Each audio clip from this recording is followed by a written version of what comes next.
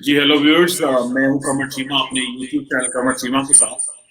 और एक दफा फिर डॉक्टर इश्तियाक अहमद साहब को बहुत शुक्रिया कि डॉक्टर साहब ने हमें टाइम दिया। और डॉक्टर साहब, आज जो आपसे रिक्वेस्ट करनी है और जो चीज समझने की कोशिश करनी है, वो बेसिकली जो मुस्लिम दुनिया में जो तब्दीलियां आ रही हैं उनको समझना। जी। और जैसे कि ये एक वक्त था कि अरब वर्ल्ड डोमिनेट थी। अभी जो टर्क्स हैं वो भी अपने आप को असर्ट कर रहे हैं, ईरान अपनी जगह पे है।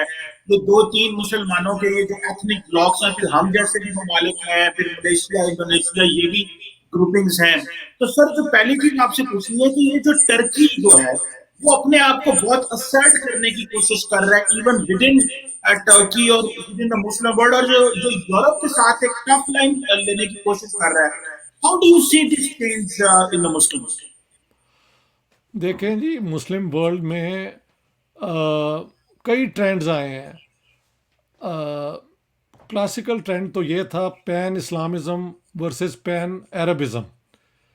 ये वो ट्रेंड था जो सेकंड वर्ल्ड वॉर के बाद अरब वर्ल्ड में आया।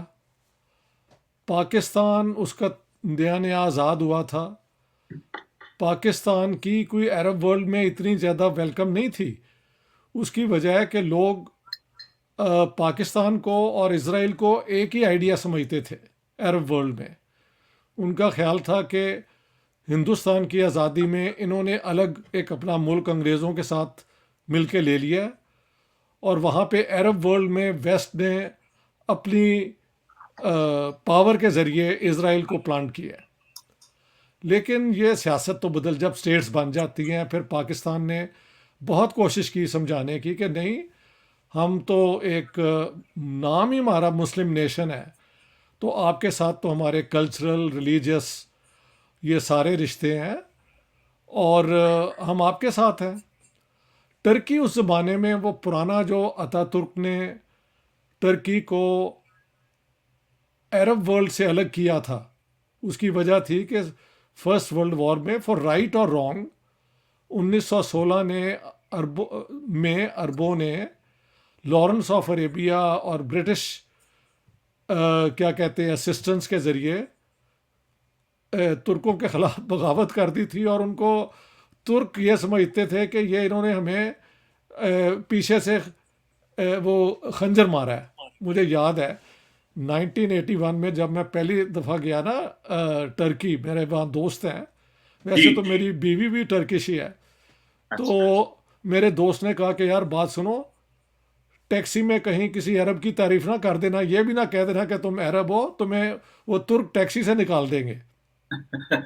हाँ, टर्क्स मुस्लिम ज़रूर थे, लेकिन very rapidly anti Arab because of the first world war. लेकिन हम्म। ये पुरानी बातें हैं। उसकी वजह कि टर्की का सेकुलर मॉडल को उनके अंदर से ही जो इस्लामिस्ट फोर्सेस हैं उन्होंने आराम आराम से स्टेट के अंदर पेनिट्रेशन की, आर्मी के की, और उसका नेट रिज़ल्ट ये प्राइम प्रेसिडेंट एर्दोगान की पार्टी है जो जीत गई और अब पावर में है। अब mister Erdogan for reasons best known to him, उन्हें कहा जाता है नियो ऑटोमनिज्म, यानी कि वो फिर दोबारा से जो एक लीडिंग रोल था ना हम्म। ऑटोमन टर्की का, उस्मानी तुर्कों का, वो उसको किसी ना किसी तरीके से असर्ट करना चाहते हैं। उसमें मेरे तुर्क दोस्त कहते हैं कि यार हमें नुकसान बहुत हो सकता है, क्योंकि फ्रांस इसके ख़िलाफ़ है, बाकी पावर्स भी वारिड हैं। क्योंकि इसमें थोड़ा सा अगर देखा जाए तो तुर्की की भी पोजीशन समझनी चाहिए। तुर्की ने यूरोपियन यूनियन में मेंबरशिप की एप्लीकेशन दी, और यूरोपियन यूनियन के कहने पे अपने कानून भी बदले, सारा कुछ किया, लेकिन इतने नहीं बदल सके जितने के यूरोपियन यूनियन चाहता था। इसके बरक्स जब ये सोवियत ब्लॉक कंट्रीज़ का कलेप्स हुआ है तो ये सारे जो मुल्क हैं उनको इजीली उन्होंने ले लिया उसके अंदर, यूरोपियन यूनियन के। तो तुर्कों में एक भी ये भी सेंस है कि क्योंकि हम मुसलमान हैं तो इन्होंने हमें इंक्लूड नहीं किया। और मैंने वो फ्रेंच प्रेसिडेंट को सुना है, गुस्टाव डी एस्टेंग ऐसे कुछ नाम था फ्रेंच प्रोनाउंसिएट, कि if Turkey joins the European union that is the end of the European union. What he meant was कि इतनी लार्ज नंबर ऑफ मुस्लिम्स अगर इसमें आ जाते हैं तो हमारा जो सेकुलर प्योर मॉडल है ना, जिसको हम चलाना चाहते हैं, जो फ्रेंच बेसिकली उसमें बहुत ज़्यादा इंटरेस्टेड है, वो जी कॉम्प्रोमाइज़ हो जाएगा। तो टर्की के कुछ यूं प्रॉब्लम है। अब टर्की ने फिर ढूंढे अपने सपोर्टर्स, और पाकिस्तान की तरफ से नवाज शरीफ के साथ, प्राइम मिनिस्टर नवाज शरीफ के साथ पहले रिश्ता बना। बाद में जब नवाज शरीफ साहब की वो अलग हो गए, तो Erdogan and Imran Khan have cultivated that relationship. Pakistan इस दौरान में अरब वर्ल्ड के अंदर जो पोलराइजेशन थी ना, pan Arab and pan Islamism, तो हम सऊदी अरेबिया के पैन इस्लामिज़म का हिस्सा बने। हम्म पैन अरब जो थे वो जमाल अब्दुल नासिर, इराक, सीरिया वाला ग्रुप था। वो आप देखते ही हैं कि वो अरब नेशनलिज्म तो ख़त्म ही हो गई है। जी और उसके बाद वेस्ट ने जो इराक को डिस्टेबलाइज किया, उससे ईरान की इन्फ्लुएंस बढ़ गई। इसे कहते हैं पॉलिटिक्स में अनइंटेंडेड कॉन्सिक्वेंसेस। कुछ लोग तो कहते हैं कि शायद वेस्ट ने ये जान के किया है कि अरबों के अंदर ईरान की जो है इन्फ्लुएंस को बढ़ा दिया है, ताकि जो अरब अपोज कर रहे थे इसराइल को, वो अपोजिशन ख़त्म हो जाए। और वो ऐसे ही हुआ है कि अब अरब जो हैं, देखें अरबों की भी आप ट्रेजेडी देखें, उन्होंने इतनी जंगें करके देख ली हैं, इसराइल के साथ कोई कामयाबी नहीं हुई। जहाँ पे अमेरिका आपका साथ ना दे और रूस कोलैप्स कर जाए, तो आपके साथ कौन है? सही तो उन्होंने अपने नेशनल इंटरेस्ट में देखा है, और मैं समझता हूँ वही होगा। मुनासिब ये है कि अगर फ़लस्तीनियों को एक सब्सटेंशियल ऑटोनमी मिल जाए, अलग स्टेट उनकी बन जाए, वो मेरी प्रेफरेंस नंबर 1 है। लेकिन अगर वो नहीं बनती, उसके अलावा सब्सटेंशियल और सब्सटेंटिव यानी कि रियल ऑटोनमी उनको मिल जाती है, तो वो भी ठीक है। अब अरब कौन सी जंग लड़ें जिसमें डिफीट अंडरस्टूड है? बिल्कुल सही। तो पाकिस्तान, ये सारा, इसे मैं कह रहा हूँ कि this is realignment of forces हो रही हैं। ये अभी एक प्रोसेस है, ये कहाँ जाके रुकेगा वी डोंट नो। बिल्कुल ठीक। देखो ना, पाकिस्तान को अब पैसे वापस देने पड़ रहे हैं, फिर ये भाग रहे हैं उनके पास, मिन्नतें कर रहे हैं कि यार हमारे साथ ये मत करो, हम आपके साथ ही हैं। ईरान के साथ पाकिस्तान के सुने आजकल रिलेशंस कुछ बेहतर हो रहे हैं। हालांकि कुछ खबरें आई थी कि ईरान ने कोई थोड़ी सी अंदर आके बम्बार्डमेंट भी किया, but I have no proof, मैंने ये सिर्फ सुना था, फॉलो अप रिपोर्ट्स मेरे पास नहीं है। फेक न्यूज़ थी सर। वो फेक न्यूज़ थी। फेक न्यूज़ आती रहती हैं, इसलिए we have to be very careful. मैं तो बहुत केयरफुल रहता हूँ। तो अब ईरान की और सऊदियों की और शायद टर्की की कंपटीशन बनेगी उस इलाके में।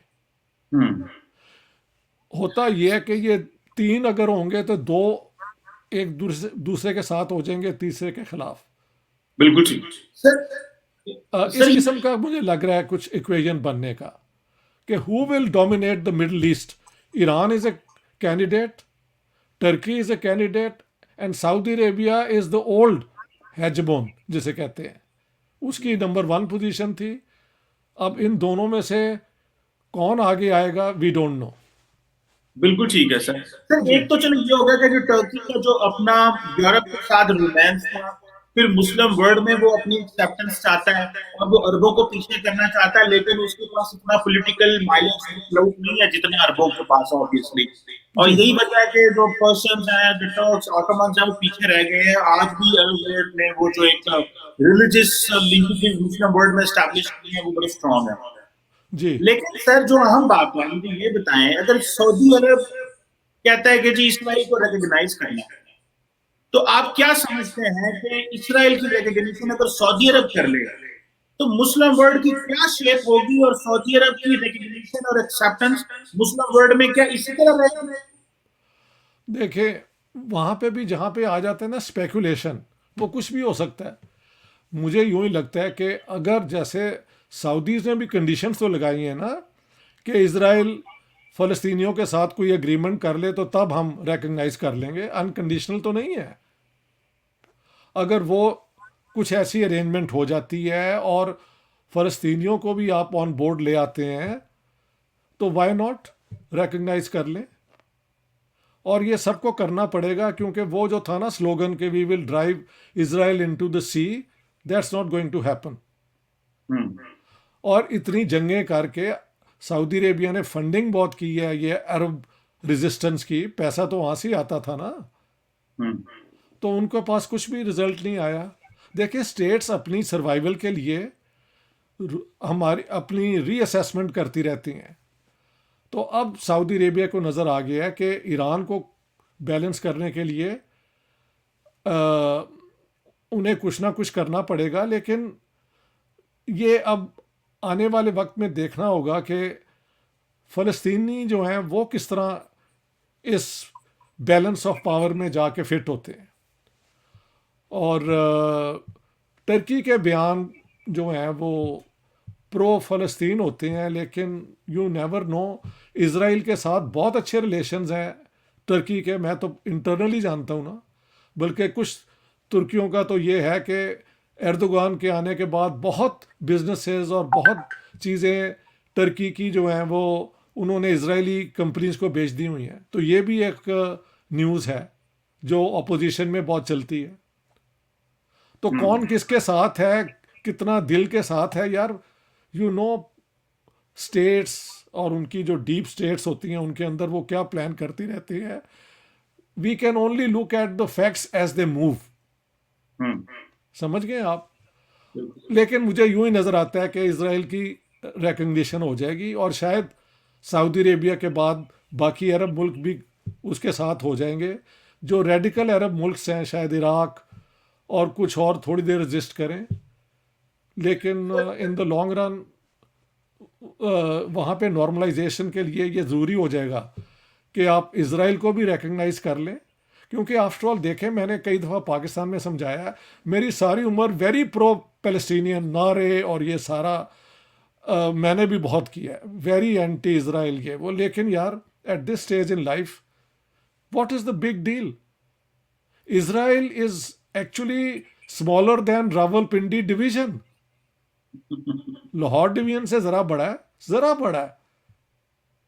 तो वो तो पंजाब के जो कई डिवीजन हैं उसका एक परसेंटेज बनता है इसराइल। अगर उनको मिल गया है, what is the big deal?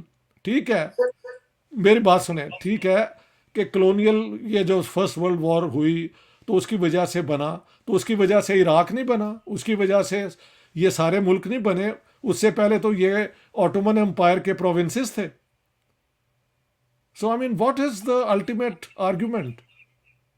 ठीक है, सर। ये यूरोप ने अपना ज्यूश प्रॉब्लम एक्सपोर्ट कर दिया to the Middle East, I fully understand that, but the Israelis needed some place to find shelter.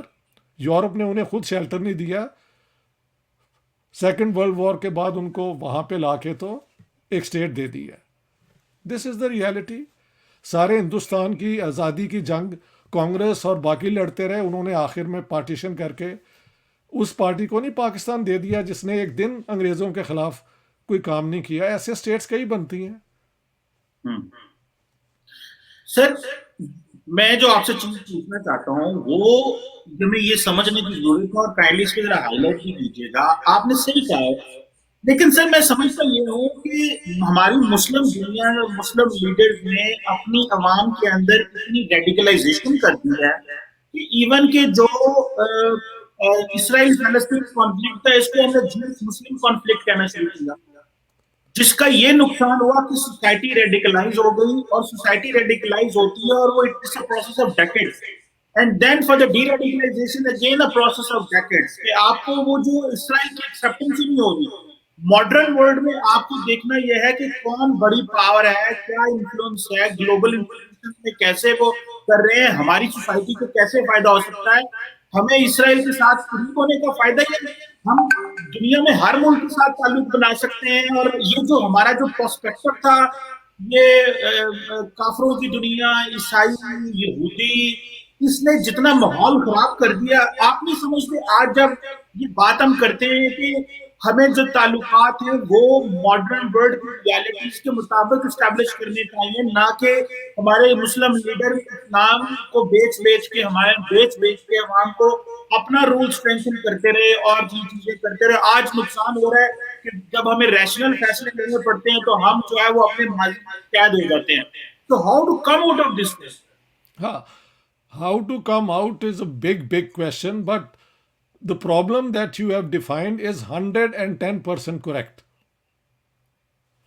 मुसलमान वर्ल्ड को भर भर के ये नफरत बाकी दुनिया के मुतल्लिक इन्होंने, हमारे लीडर्स ने भर दी है।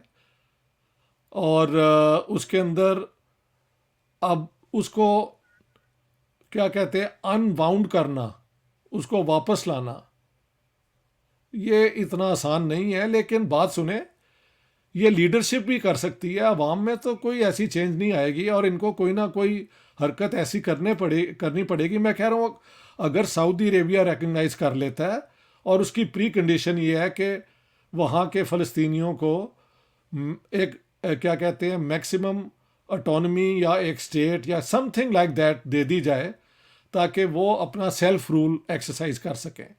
अगर सऊदी अरेबिया ये अचीव कर लेता है तो उसके बाद ये सारे एक्सेप्ट कर लेंगे और पाकिस्तान को भी करना पड़ेगा। आपकी बिल्कुल बात सही है। दुनिया के अंदर जो स्टेट टू स्टेट रिलेशंस होते हैं वो अपने नेशनल इंटरेस्ट के मुताबिक देखे जाते हैं, लेकिन नेशनल इंटरेस्ट का मतलब होता है रैशनल, अकल पे बेस्ड सेल्फ इंटरेस्ट। अगर आप ये पैन अरबिज्म और इस्लामिज्म के ज़रिए अपनी फॉरेन पॉलिसी बनाएंगे तो वो आपके गले में वापस पड़ जाएगी। और हमारे देखें, इनके पास कुछ देने को नहीं है तो ये एक्स्ट्रा नारे लगा देते हैं, चाहे वो मलेशिया के वो हों, वो जो ओल्ड लीडर हों, या हमारे तो सारे लीडर ये करते रहे हैं। इनके पास और कुछ नहीं है। आयतुल्लाह खुमैनी ने भी कहा था कि वी विल, और वो जो थे Ahmadi Najd was saying the same things, क्योंकि इन्होंने अपनी सोसाइटीज़ को मॉडर्न दौर में वो आज़ादियाँ, वो लोगों को शख्सी चॉइसेस नहीं दी, उन सब को गसब करने के लिए एक ओवर आइडियोलॉजी बना दी गई है, सुपरा आइडियोलॉजी इस्लामिज्म। और वो आइडियोलॉजी अब इनकी आज़ादी को, स्टेट्स की आज़ादी को उसने रोक लिया हुआ है। यही तो मेरी सारी जिना जो आ रही है ना किताब पाकिस्तान में अब, उसमें यही तो मेरा पॉइंट ऑफ व्यू है कि अगर आप इस्लाम इस्लाम इस्लाम करेंगे बहुत यूज विदाउट मीनिंग इट, तो Islamism will finally bind your hands. ये हुआ है। हम अपने आर्ग्यूमेंट्स की वजह से फंसे हुए हैं उसके अंदर। लेकिन जो आप कह रहे हैं, और मैं 100% आपसे एग्रीड हूँ, इसको ख़त्म करना पड़ेगा। पाकिस्तान को अपने बेस्ट इंटरेस्ट में क्यों ना बिजनेस करें। अगर फ़लस्तीन भी वहाँ फ़लस्तीनी के साथ कोई मुनासिब अरेंजमेंट हो जाती है, हमारा इजराइल के साथ क्या झगड़ा उसके बाद। हाँ, जब तक अंडर ऑक्यूपेशन है फ़लस्तीनियंस, हाँ जी, और उनको मिसट्रीट किया जा रहा है, तो मॉरली उसको रजिस्ट करना अच्छी बात है। लेकिन अगर वहाँ पे प्रोग्रेस होती है तो हमारा तो कोई झगड़ा ही नहीं है उनके साथ। और वैसे भी सर, आज के दौर में जो बड़े चैलेंजेस हैं, वो तो भूख है, वो तो गुर्बत है, वो तो ह्यूमन सिक्योरिटी है। और ये जो ट्रांसफॉर्मेशन हमें ये अपनी सोसाइटी के अंदर लेके आनी है कि जो नेशनल सिक्योरिटी की डेफिनेशन पिछले 20 साल में, और जो पॉपुलेशन बढ़ने के बाद, और जो फूड शॉर्टेज के बाद, और जो नए थ्रेट्स हमें आ रहे हैं माशरों को, जो कलेक्टिव एंड कंबाइंड थ्रेट है, they are not related to borders and all this. तो मेरा नहीं ख्याल कि दुनिया का कोई मुल्क भी इस पोजीशन में है कि वो जंग लड़ के, वो अमेरिका बहादुर भी जंग नहीं लड़ सकता। तो सर, ये तो चलो हो गया मुसलमानों का एक फ्रेमवर्क। लेकिन सर, हमें ये बताएं कि इंडोनेशिया और मलेशिया जो है, ये अमूमन लाइमलाइट में नहीं आता, लेकिन रिसेंटली महाथीर मोहम्मद ने जो कुछ डेवलपमेंट्स की, तो how do you see this role of Indonesia and Malaysia in the Muslim world, और पर्टिकुलरली जो कंटेम्परेरी डिबेट्स हैं मुस्लिम दुनिया में उसके हवाले से? देखें, देखा जाए तो मलेशिया में मैं जाके रहा भी हूँ एंड आई वाज इम्प्रेस्ड। उनकी जो तरक्की है वो काबिल तारीफ़ है। उसके अंदर जो वहाँ के लोकल चाइनीज़ है ना, 29%। सच्ची बात तो ये है कि सारा बिजनेस एंटरप्राइज उन्होंने ये सारा किया है। और जो मलेशियन मुस्लिम्स हैं वो साइलेंट पार्टनर्स बना दिए जाते हैं। देखिए, मुसलमानों को 5 वक्त की नमाज, ये दिस माइट साउंड, ये इसकी वजह से ये सारा कारोबार छोड़ के उसमें ज़्यादा जब प्रैक्टिस करते हैं तो दूसरे जो हैं वो 8 घंटे काम करके उसमें डिवोशन करके आगे निकल जाते हैं। तो अब मैं कोई वैसी बात नहीं कर रहा जो मेरे पे कोई इल्ज़ाम लग जाए। मैं कह रहा हूँ, जब कंपटीशन होती है the one who works hard gets gets going. तो हमारे ये जो है ना रिचुअल्स और रूटीन्स और बिजनेस करना भी हमें बुरा शायद लगता है। मुझे नहीं समझ आती ये क्यों। जब when I was in Malaysia तो मैंने नोट किया कि जब आप दुकान पे जाए ना, शॉपिंग मॉल में, तो बाय लॉ हर शॉप के अंदर शायद 2 चाइनीज़ लड़की हैं, 2 मलेशियन लड़की हैं और एक तमिल लड़की होनी चाहिए जो उनकी पॉपुलेशन परसेंटेज है। तो जैसे आप काउंटर पे आते हैं, एकदम चाइनीज़ लड़की आके आपसे बात करना शुरू कर देती हैं।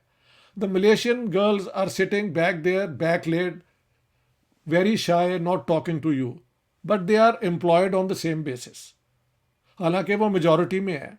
अब ये जो पुराना तरीका है शर्मो हया का, इसमें भी मेरी कोई पोजीशन नहीं है। मैं कह रहा हूँ मॉडर्न दौर के अंदर this is taking initiative, working hard and going forward.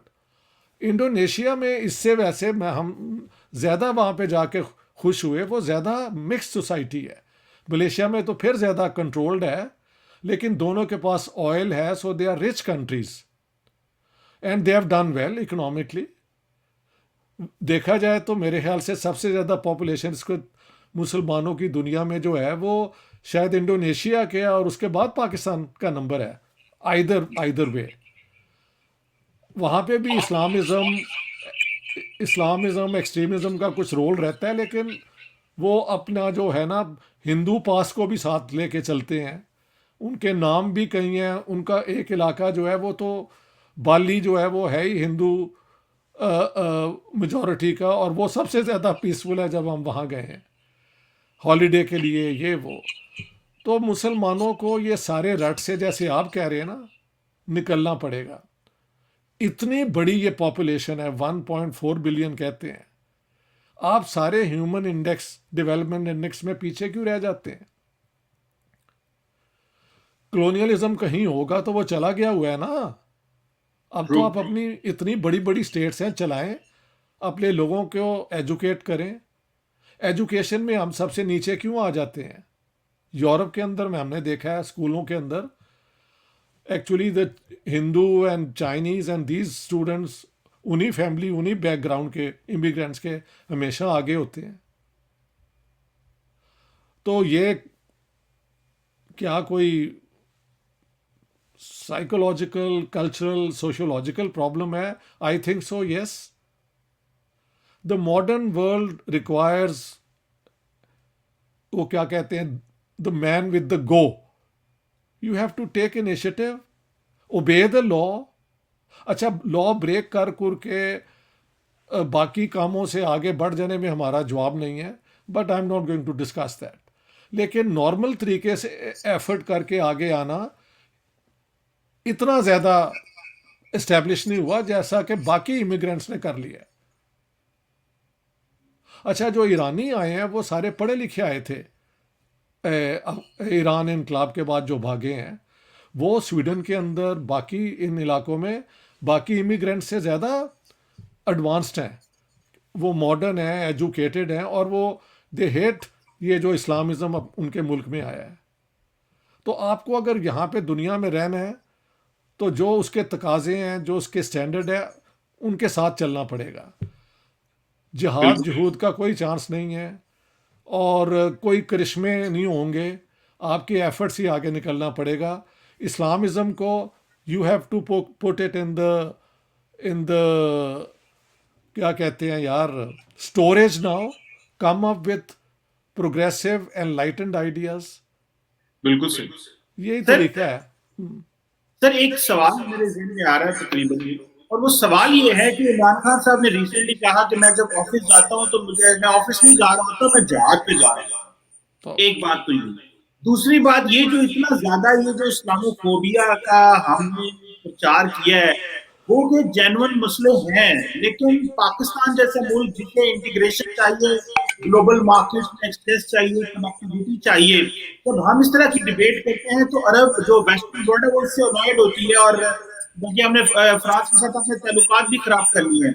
तो हाउ डू यू सी जो ये जो हमारे सोसाइटी पाकिस्तान के अंदर हमें अपने टर्मिनोलॉजी, jargon और जो वोकेबलरी है इसके अंदर ट्रांसफॉर्मेशन चाहिए, सो दैट हमें हमें कनेक्टिविटी हो। मुझे जो प्रॉब्लम ये भी लगता है कि पाकिस्तान के जितने लोग 50 साल की उम्र के ज्यादा लोग होते हैं, when they come into decision making and they are so much religiously motivated कि वो ये भूल जाते हैं कि they are representing the nation, the country, although we are Islamic country, but we have to connect with the global world। तो इसके अल्फाज के जो रिपोर्टेशन हैं वो सोसाइटी पे और हमारी पॉलिसी मेकिंग पे आते हैं। How to change this and ये सेंसिटाइज कैसे किया जा सकता है माशरे को? देखो यार, अपना कमर चीमा जी, मैं आपको क्या कहूँ। मैं तो ये कह सकता हूँ कि जो लीडरशिप होती है ना एक दौर की, उसी की रिस्पॉन्सिबिलिटी होती है कि अपने आप को करेक्ट करे। एक एग्जांपल मैं देता हूँ। जब इंडिया आज़ाद हुआ तो उनका एक बहुत बड़ा प्रॉब्लम तो ये था ना, उनका कास्ट सिस्टम। तो उन्होंने उसको बड़ी हिम्मत के साथ ज़ीरो कर दिया politically, by giving one vote to all Indians, Muslim, Sikh, Hindu, Christian, Brahmin, Dalit and so on, सब इक्वल उन्होंने कर दिए। और हिंदुज़म की जो थियोलॉजी है वो ज़ीरो हो गई पॉलिटिकली। सोशली का तो मैं नहीं बात कर रहा, वहाँ पे बड़ा टाइम लगेगा।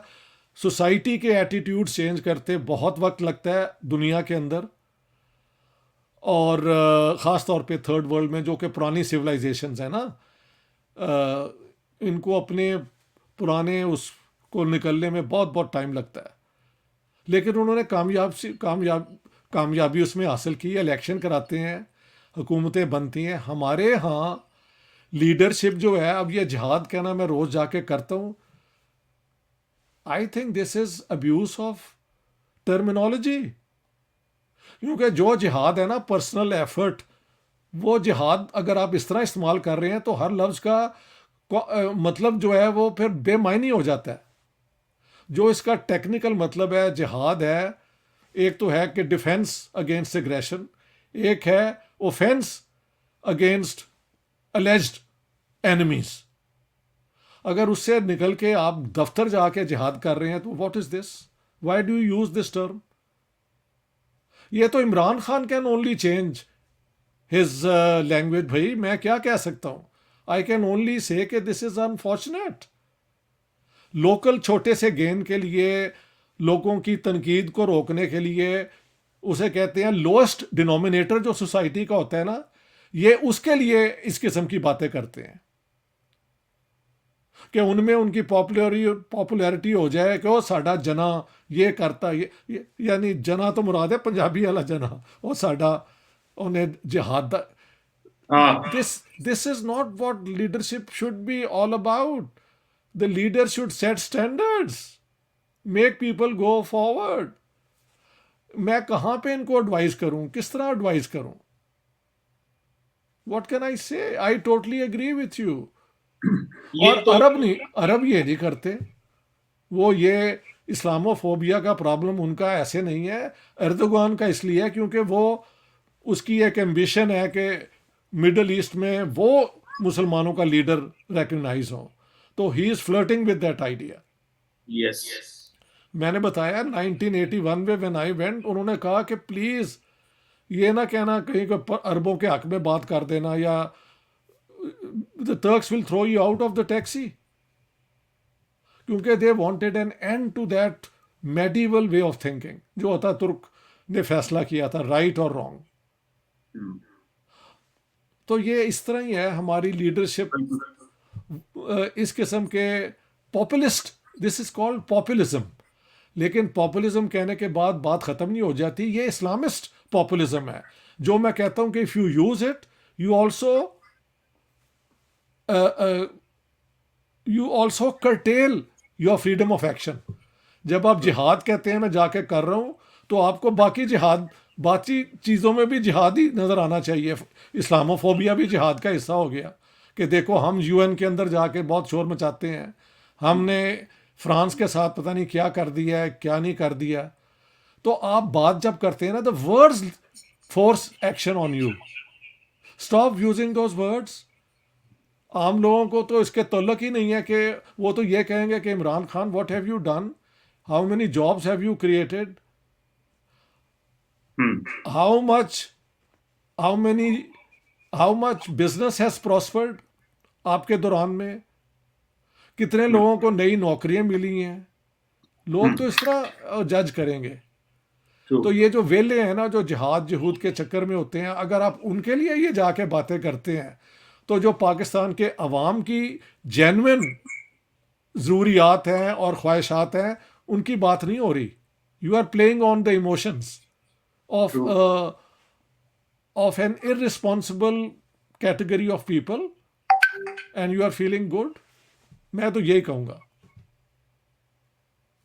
बिल्कुल ऐसे ही sir, thank you very much. आज आपसे जो डिस्कशन थी उसका मकसद ये था कि ये जो मुस्लिम वर्ल्ड के अंदर जो मुसलमानों के अंदर ये जो नए नए आइडियाज आ रहे हैं, टर्की अपना पुश कर रहा है, सऊदीज अपना कर रहे हैं, ईरानी अपना कर रहे हैं, हम अपनी अलग डिसीजन में बैठे हुए हैं, तो उससे जरा बात की जाए और आपके एक्सपीरियंस से सीखा जाए, जो आपने ट्रैवल किया, जो लिखा पढ़ा आपने।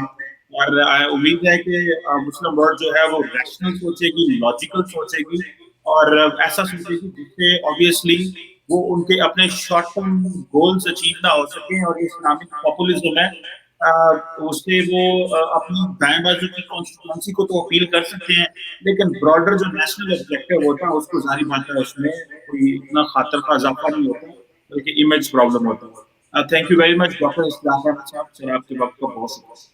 बहुत बहुत मेहरबानी, शुक्रिया। आई एम वेरी प्लीज्ड, आज भी आपसे बात हो गई। Thank you so much. Thank you.